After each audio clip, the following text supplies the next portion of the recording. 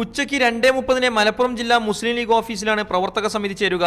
കഴിഞ്ഞ മാസം ചേർന്ന ലീഗ് നേതൃയോഗത്തിനു ശേഷം ബാർ ലൈസൻസ് പുതുക്കി നൽകേണ്ടതില്ലെന്നതാണ് ലീഗ് നിലപാടെന്നും സമ്മർദ്ദങ്ങൾക്ക് സംഘടന വഴങ്ങില്ലെന്നും സംസ്ഥാന ജനറൽ സെക്രട്ടറി KPA മജീദ് വ്യക്തമാക്കിയിരുന്നു.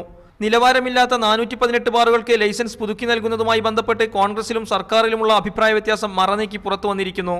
KPCC പ്രസിഡന്റും സർക്കാരും രണ്ട് തട്ടിലാണ്. ഭരണപ്രതിസന്ധിയിലേക്ക് കാര്യങ്ങൾ എത്തുന്ന സാഹചര്യത്തിലാണ് ലീഗ് യോഗം. മദ്യനയത്തിൽ കൂടുതൽ കർക്കശമായ നിലപാട് സ്വീകരിക്കാൻ ലീഗ് നേതൃത്വത്തിനുമേൽ ശക്തമായ സമ്മർദ്ദം പ്രവർത്തക സമിതി യോഗത്തിൽ ഉയരും. സമുദായത്തിനകത്തും വനിതകൾക്കിടയിലും പിന്തുണ നേടാൻ ഇത് ഉപകരിക്കുമെന്ന് നേതൃത്വവും കണക്കുകൂട്ടുന്നു. ലോക്സഭാ തെരഞ്ഞെടുപ്പിന്റെ വിശദമായ അവലോകനവും യോഗത്തിൽ നടക്കും. തെരഞ്ഞെടുപ്പ് പ്രഖ്യാപിച്ചതിനു ശേഷവും കോൺഗ്രസിലെ പ്രശ്നങ്ങൾ UDFന്റെ പ്രചാരണത്തെ ബാധിച്ചെന്ന് ലീഗ് വിലയിരുത്തുന്നു.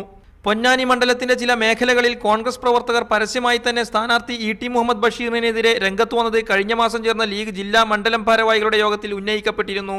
വയനാട് മണ്ഡലത്തിൽ സ്ഥാനാർത്ഥി നിർണയം വോട്ട് കുറയാൻ കാരണമാകുമെന്നും മലപ്പുറത്ത് വോട്ടിംഗ് ശതമാനം കുറഞ്ഞെങ്കിലും മികച്ച ഭൂരിപക്ഷത്തിൽ അഹമ്മദ് വിജയിക്കുമെന്നുമാണ് പാർട്ടി കണക്കുകൂട്ടൽ. മലപ്പുറം നഗരസഭ കോർപ്പറേഷനാക്കി മാറ്റാനുള്ള UDF ഉപസമിതി ശുപാർശയും പ്രവർത്തക സമിതിയിൽ ചർച്ച ചെയ്യും. മീഡിയ 1 മലപ്പുറം.